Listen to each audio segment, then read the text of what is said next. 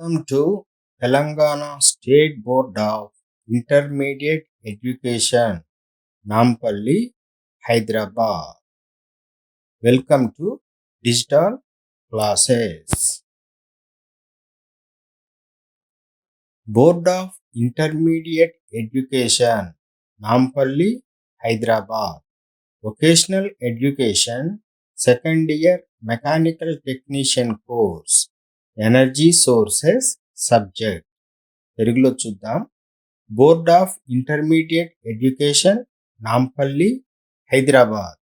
Vocational education, second year mechanical technician course. 8వ అధ్యాయం, part 2, fuel cell, ఇంధన ఘటము. Board of intermediate education, Nampalli, Hyderabad, and SIVE, State Institution of Vocational Education. Welcome to digital classes. Second year Vocational Education, Mechanical Technician course. Today our subject is Energy Sources, Chapter 8, Part 2, Fuel Cell. మన subject ఇంధన వనరులు, 8వ అధ్యాయం, part 2, fuel cell. నేను Muluguru Venkata Srinivasarao, B Tech mechanical, PGD PMIR, PTJL, government junior కళాశాల, వైరా, ఖమ్మం జిల్లా. నేను I am Muluguru Venkata Srinivasarao, B Tech mechanical, PGD PMIR, PTJL at government junior college, Wyra, Khammam district. మనము పార్ట్ 1లో సెల్లు లేదా ఇంధన ఘటము గురించి తెలుసుకున్నాము. ఇంధన ఘటములోని భాగములను కూడా నేర్చుకున్నాం. ఇప్పుడు ఆ భాగముల పేర్లు ఒక్కసారి చూసి మనము మన సబ్జెక్టులోకి వెళ్దాము. ఇంధన ఘటము అనగా రసాయనిక శక్తిని నేరుగా విద్యుత్ శక్తిగా మార్చే పరికరము. ఇంధన ఘటములోని ముఖ్యమైన భాగములు 5. 1 ప్రాసెసర్, 2వది యానోడ్, దీనిని రుణధ్రువము అని అంటారు. 3వది క్యాథోడు, దీనిని ధనధ్రువము అని కూడా అంటారు. 4వది ఎలక్ట్రోలైటు, 5వది inverter. So in English the topic, in part 1 we have learned about fuel cell. Before going into topic, once recall fuel cell. A fuel cell is a device that converts chemical energy into electrical energy directly by using hydrogen or oxygen or any other fuels efficiently. The parts of fuel cells are 5. 1 is processor, second one is cathode, third one anode, fourth one electrolyte, fifth one is inverter. అయితే ఇవాళ మనం చెప్పుకోబోయే అంశం ఏంటంటే fuel సెల్లోని రకాలు, fuel cell పనిచేసే విధానము మరియు నిర్మాణం. ఇవి టాపిక్ ఇవాళ మనం చూడబోయేవి. ఫ్యూయల్ సెల్లో రకాలు మనం ఉపయోగించే ఇంధనాలను బట్టి ముఖ్యముగా 4 రకాలుగా ఫ్యూయల్ సెల్లను విభజించవచ్చును. 1 హైడ్రోజన్ ఫ్యూయల్ సెల్, దీనిని H2 ఇంధన ఘటము అని కూడా అంటారు. 2వది హైడ్రోజన్ ఫ్యూయల్ సెల్, దీనిని N2H4 ఇంధన ఘటము అని కూడా అంటారు. Number 3 hydrocarbon fuel cell. Number 4 alcohol fuel cell. ఈ ఆల్కహాల్ ఫ్యూయల్ సెల్‌ని మిథనాల్ ఫ్యూయల్ సెల్ అని కూడా అంటారు. So, in English, let us see the types of fuel cells depending upon the fuel used. Fuel cells can be classified into four types. One is hydrogen fuel cell. This is also called as H2 fuel cell. Second one is hydrogen fuel cell. This is also known as N2H4 fuel cell. Third one is hydrocarbon fuel cell. Fourth one is alcohol fuel cell. The alcohol fuel cells also called as methanol fuel cell. ఇప్పుడు fuel సెల్లులోని భాగాలను మనం వివరంగా తెలుసుకుందాము. Fuel సెల్లులో 5 భాగాలు ఉంటాయనుకున్నాం కదా. మొదటి భాగము processor. Processor అనగా హైడ్రోకార్బన్ ఇంధనాన్ని హైడ్రోజన్ వాయువుగా మారుస్తుంది. సెల్లు యొక్క సామర్థ్యము ప్రాసెసర్ యొక్క పదార్థం మీద ఆధారపడి ఉంటుంది. ప్రాసెసర్ యొక్క జీవిత కాలము సుమారు 15,000 గంటలు. So, now we will see in English in detail the parts of fuel cells. The first part is processor. What is a processor? Processor converts hydrocarbon fuel into rich hydrogen gas. The efficiency of the fuel cell depends upon the material of the processor. The lifespan of processor is nearly 15,000 hours. Electrolyte. Fuel సెల్లులో ఉపయోగించే యానకమును electrolyte అని అంటారు. ఎలక్ట్రానులు మరియు ప్రోటానులు ప్రయాణానికి ఎలక్ట్రోలైటు ఉపయోగపడుతుంది. ఈ ఎలక్ట్రోలైటు అయాన్లను ప్రసరింపచేయటానికి యానకముగా, ప్రసార మాధ్యమముగా ఉపయోగపడుతుంది. సాధారణంగా ఫాస్ఫరిక్ ఆమ్లము లేదా యాస్టిక్ సోడాను ఉపయోగిస్తారు. ఇప్పుడు మనం ఇంగ్లీష్లో చూద్దాము. So, in fuel cell, the initial work has been done chiefly with phosphoric acid and caustic soda, which has an operating temperature of 1600 degrees centigrade to 2000 degrees centigrade. Next, ఈ ఎలక్ట్రోలైట్లలో తరువాత తరం ఎలక్ట్రోలైట్గా కార్బోనేట్ ద్రావణాన్ని ఉపయోగిస్తున్నారు. దీని యొక్క ఉష్ణోగ్రత 5000 డిగ్రీల సెంటీగ్రేడు నుండి 7500 డిగ్రీల సెంటీగ్రేడు. ఇది అపరిశుభ్రమైన ఇంధనాన్ని కూడా దీనిలో ఉపయోగించవచ్చు. దీని యొక్క సామర్థ్యం 40% నుండి 50% వరకు ఉంటుంది.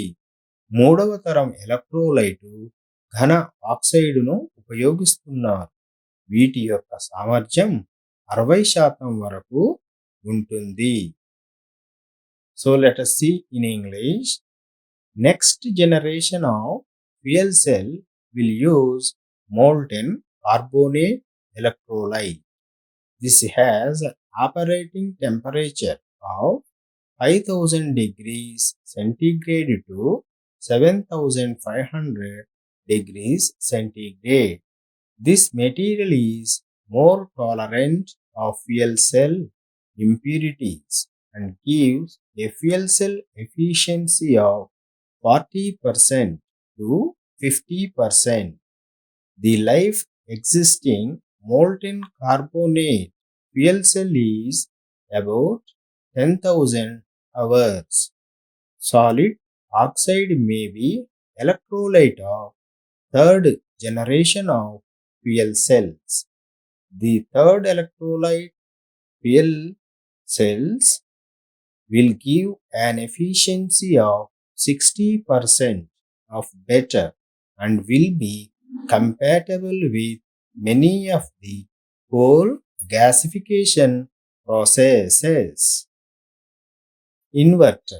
ఇన్వర్టరు ఏసీ కరెంటును డీసీ కరెంటుగా మార్చే పరికరము. ఇది నిరంతరాయంగా విద్యుత్తును నిల్వ చేసి ఆ విద్యుత్తును సరఫరా చేస్తుంది. ఇది ఇంకను ఫ్యూయల్ సెల్లుకు అనుసంధానం చేయబడలేదు. ఇప్పటి వరకు ఇన్వర్టర్ల సామర్థ్యము 20 నుండి 40 కిలోవాట్ల వరకు ఉన్నది.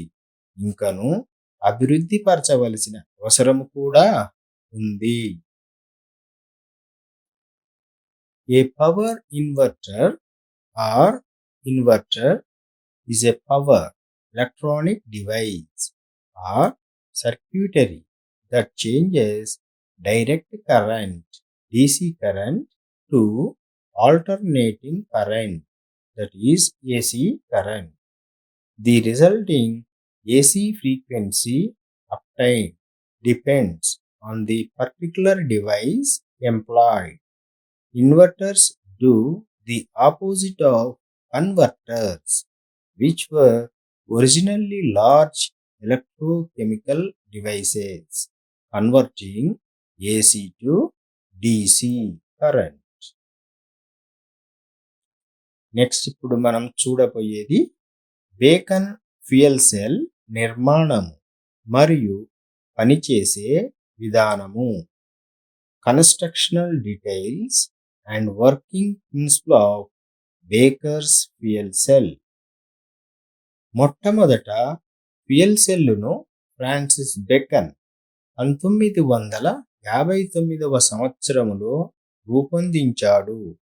బేకన్ ఫ్యూయల్ సెల్లులో హైడ్రోజన్ మరియు ఆక్సిజన్ వాయువులను ఇంధనముగా ఉపయోగించారు. అపోలో మిషన్ కార్యక్రమములో దీనిని తయారు చేశారు. బేకన్ ఫ్యూయల్ సెల్లులో ఆల్కలైన్ ఎలక్ట్రోలైట్ను ఉపయోగించారు. సాధారణంగా పొటాషియం హైడ్రాక్సైడ్ లేదా కాస్టిక్ పొటాష్ ద్రావణాన్ని ఎలక్ట్రోలైట్గా ఉపయోగిస్తారు. ఈ ఫ్యూయల్ సెల్లులో నికెల్ ఎలక్ట్రోడులను నీటిలో ముంచబడతాయి. ఈ ఎలక్ట్రోడులలోనికి ఎలక్ట్రోలైటు పీల్చబడుతుంది, కానీ రెండవ వైపు ప్రయాణించదు. యానోడు వద్ద హైడ్రోజన్ వాయువును పంపిస్తారు. ఈ హైడ్రోజన్ వాయువును నిర్ణీత పీడనము వద్ద పంపించటము జరుగుతుంది. క్యాథోడు వద్ద ఆక్సిజన్ వాయువును పంపిస్తారు. ప్లాటినం ఎలక్ట్రోడ్లు మరియు ఎలక్ట్రోలైట్లు ఉత్ప్రేరకముగా పనిచేసి హైడ్రోజన్ ఆక్సిజన్ వాయువులు రసాయనిక చర్య జరుపుతాయి. యానోడు వద్ద H2 మాలిక్యూల్స్ అంటే హైడ్రోజన్ మాలిక్యూల్స్ నీటిలోని హైడ్రాక్సిల్ అయానులతో చర్య జరిపి ఫ్రీ ఎలక్ట్రానులను ఒంటరి ఎలక్ట్రానులను విడుదల చేస్తాయి. ఇవి క్యాథోడు వద్దకు ప్రయాణిస్తాయి. క్యాథోడు వద్ద ఆక్సిజన్ వాయువు ఎలక్ట్రోడులోని ఎలక్ట్రాన్లను గ్రహించి నీటితో రసాయనిక చర్య జరిపి హైడ్రాక్సిల్ అయానులను ఏర్పరుస్తాయి. అయితే రసాయనిక చర్యలు ఈ క్రింది విధముగా ఉన్నాయి. ఇప్పుడు రసాయనిక చర్యలు చూద్దాం మనం.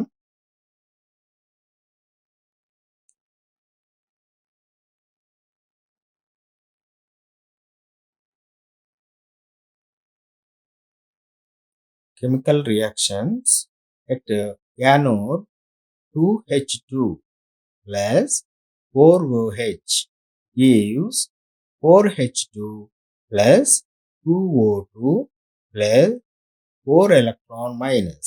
అంటే యానోడ్ వద్ద రుణధ్రువం వద్ద హైడ్రోజన్ వాయువుని పంపించారు. ఈ హైడ్రోజన్ వాయువు హైడ్రాక్సిల్ అయాన్లతో సంయోగం చెందటం వల్ల హైడ్రోజన్ వాయువు విడుదల జరిగి ఇది ఆక్సిజన్ వాయువుతో కలుస్తూ కొన్ని ఎలక్ట్రానులను ఒంటరి ఎలక్ట్రాన్లను విడుదల చేసింది. అవి 4 ఎలక్ట్రాన్స్. ఎక్కడ క్యాథోడ్ వద్ద ఆక్సిజన్ వాయువును పంపిస్తున్నారు. ఇది నీటితోటి సంయోగం చెంది ఎలక్ట్రాన్లను గ్రహించి ఎలక్ట్రోడ్లో ఉండేటువంటి ఎలక్ట్రాన్లను గ్రహించి తిరిగి ఈ హైడ్రాక్సిల్ అయానులను ఉత్పత్తి చేస్తుంది. క్యాథోడ్ వద్ద రియాక్షన్ ఏంటి? O2 plus 2H2O plus 4 electrons gives 4OH minus. ఇది ఇంపార్టెంట్ రియాక్షన్. ఎట్ యానోడ్ అంటే యానోడ్ వద్ద reaction 2H2 plus 4OH gives 4H2 plus 2O2 plus 4 electrons minus. At cathode వద్ద ధనధ్రువం వద్ద oxygen plus O2 plus 2H2O plus 4 electrons gives 4OH minus. The OH minus represents hydroxyl ions. The 4E represents free electrons. These are the chemical reactions taking place at anode and cathode. Anode వద్ద రుణధ్రువం వద్ద జరిగే రసాయనిక చర్య, ధనధ్రువం వద్ద జరిగే రసాయనిక చర్య. Hydrogen వాయువు హైడ్రాక్సిల్ అయాన్తో సంయోగం చెంది ఎలక్ట్రాన్ను విడుదల చేస్తుంది యానోడ్. క్యాథోడ్ వద్ద ఆక్సిజన్ వాయువు నీటితో సంయోగం చెంది ఎలక్ట్రోడ్లోని ఎలక్ట్రాన్లను గ్రహించి హైడ్రాక్సిల్ అయానులను ఉత్పత్తి చేస్తుంది. అయితే మనం హైడ్రోజన్ ఆక్సిజన్ వాయువులను సరఫరా చేసినంత కాలం ఎలక్ట్రాన్స్లు విడుదలవుతూ ఉంటాయి యానోడ్ వద్ద. క్యాథోడ్ వద్ద హైడ్రాక్సిల్ అయాన్స్లు విడుదలవుతూ ఉంటాయి. సో ఇది ఫిగర్ మనకి ఫ్యూయల్ సెల్ యొక్క పటము చూడండి.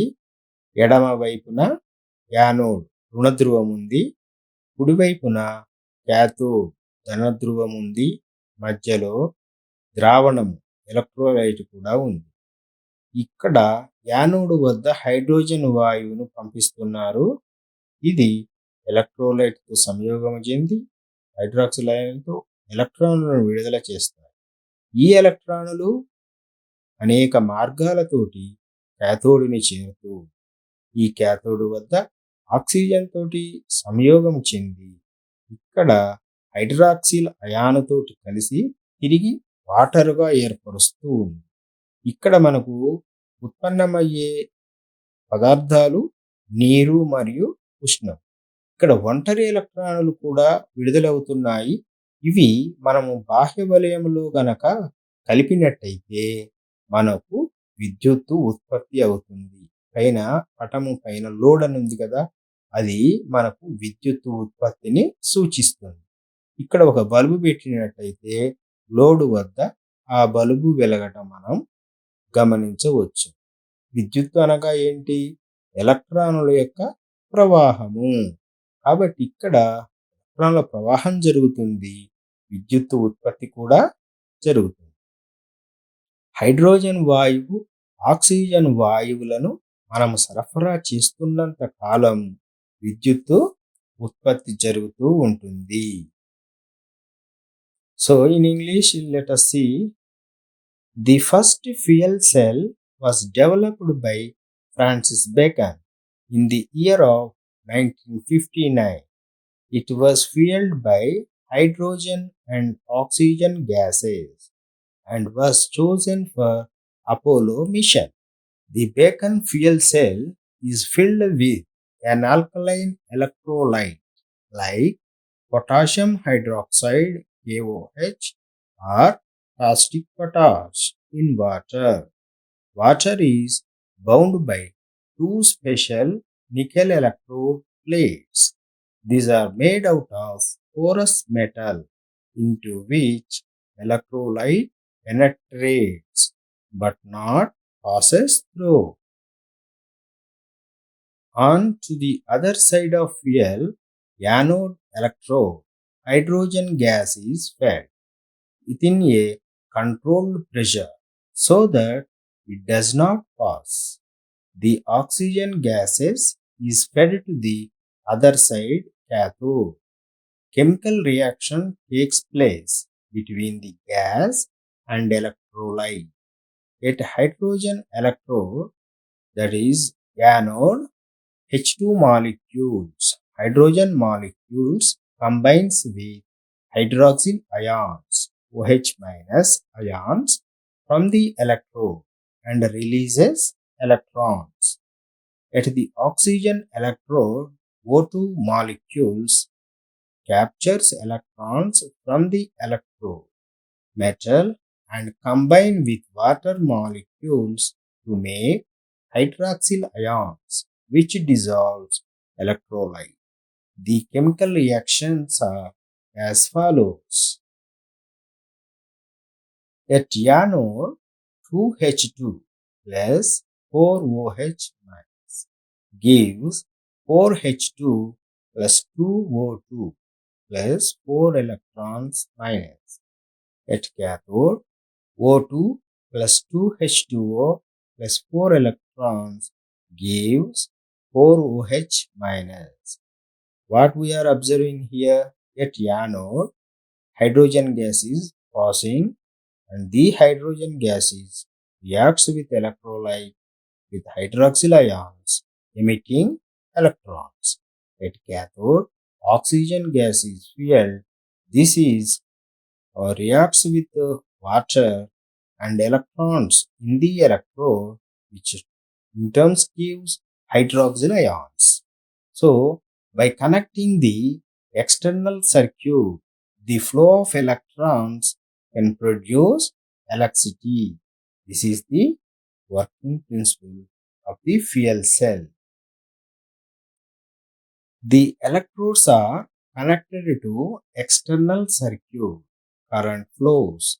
The reaction continues as long as hydrogen and oxygen gases supplied. To accelerate chemical reaction, platinum electrodes can be used. Bacon used nickel electrodes only. ఇప్పటి వరకు మనం నేర్చుకున్న దానిలో సారాంశము తెలుగులో చూద్దాం. మొట్టమొదట ఫ్యూయల్ సెల్ 4 రకాలుగా ఉన్నాయి. ఒకటి హైడ్రోజన్ ఫ్యూయల్ సెల్. దీనినే మనం H2 ఇంధన ఘటము అని కూడా అంటాము. రెండవది హైడ్రోజన్ ఫ్యూయల్ సెల్. దీనిని N2H4 ఇంధన ఘటము అని అంటాము. మూడవది హైడ్రోకార్బన్ ఫ్యూయల్ సెల్. నాలుగవది ఆల్కహాల్ ఫ్యూయల్ సెల్ లేదా మిథనాల్ సెల్. అయితే ఈ మిథనాల్ ఇంధన ఘటము ఇంకా అభివృద్ధి పరచాలి. So let us see in English the summary of the topic. Fuel cells are 4 types. One is hydrogen fuel cell, H2 fuel cell. Second one is hydrogen fuel cell. This is also known as N2H4 fuel cell. Third one is hydrocarbon fuel cell. Fourth one, alcohol fuel cell. This alcohol fuel cell can also be called as methanol fuel cell. The methanol fuel cell should be developed. చూస్తున్నది hydrogen fuel cell. దీనిని bacon రూపొందించాడు. మొట్టమొదట మనం ఎడమ వైపు anode ఉంది. ఇది negative pole anode. కుడివైపున cathode ఉంది. ఇదేమో పాజిటివ్ పోల్ అంటే ధన ధ్రువము. ఈ రుణ ధ్రువం వైపు హైడ్రోజన్ వాయువును పంపిస్తున్నారు. యారో గుర్తుంది కదా, H2 ఇన్నని హైడ్రోజన్ వాయువు లోపలకు ప్రసారం అవుతూ ఉంది. ఇక్కడ మన కుడి ప్రక్క నుండి ఆక్సిజన్ వాయువుని లోపలికి పంపిస్తూ ఉన్నారు క్యాథోడ్ వద్ద. అయితే ఇక్కడ మనకి మధ్యలో ఎలక్ట్రోలైట్ ఉందన్నమాట.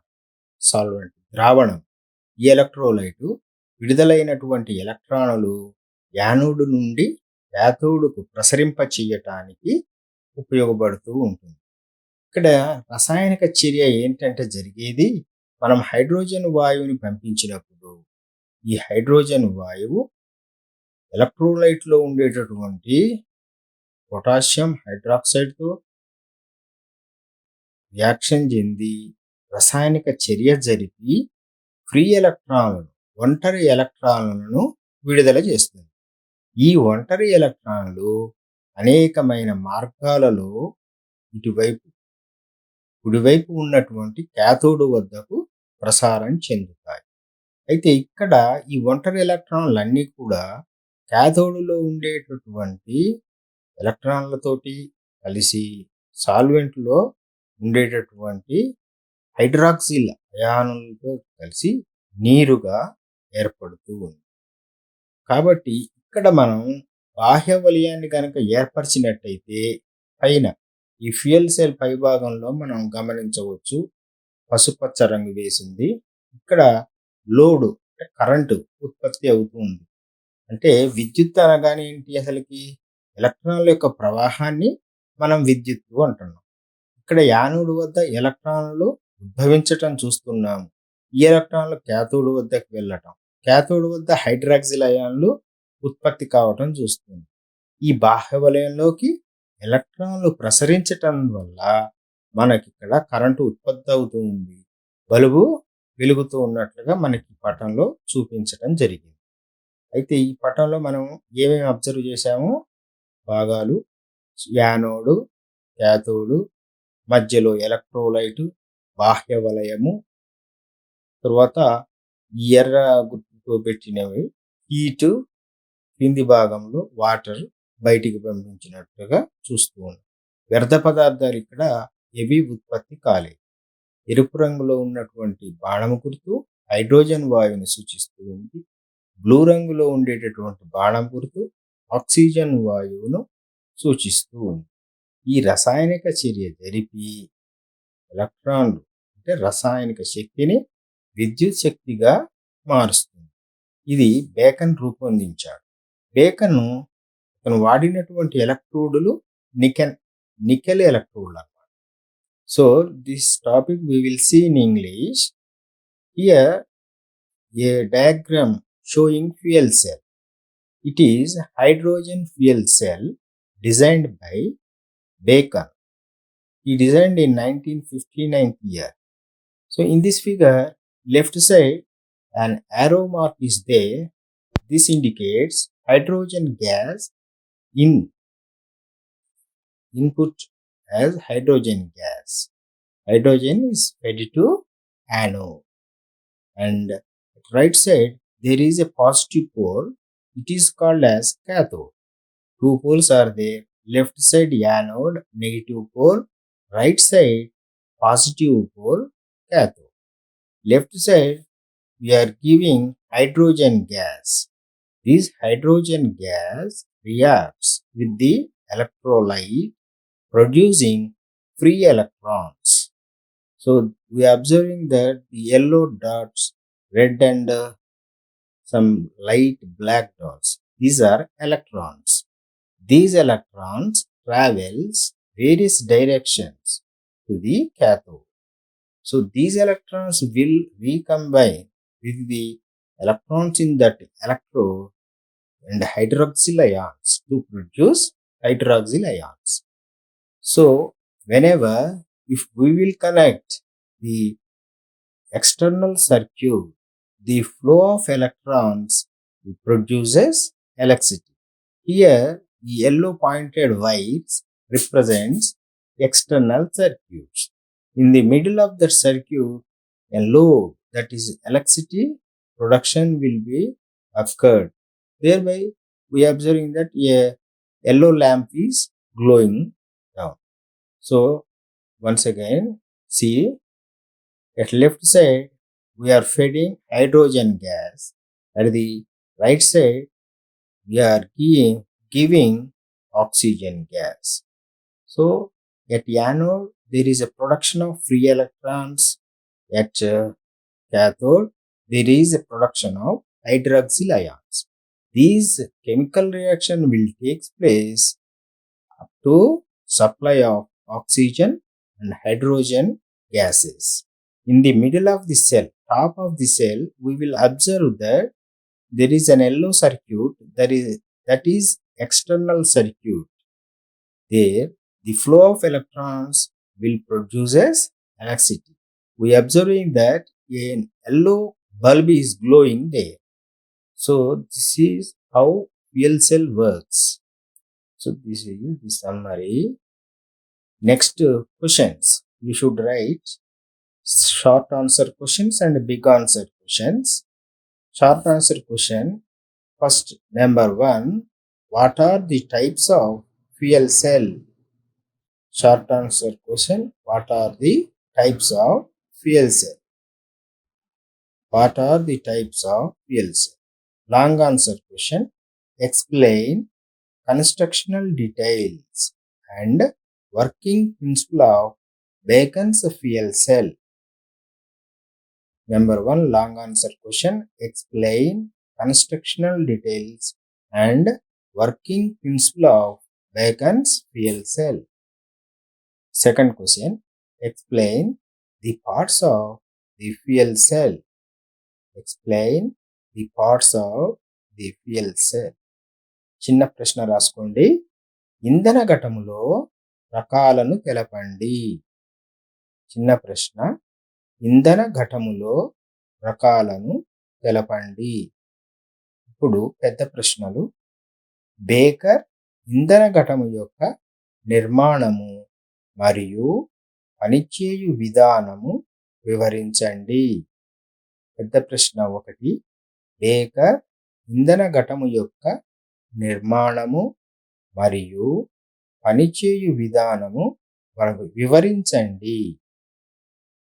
రెండవ ప్రశ్న. పెద్ద ప్రశ్నలో రెండవది. ఇంధన ఘటములోని భాగములను వర్ణించండి. ఇంధన ఘటములోని భాగములను వర్ణించండి.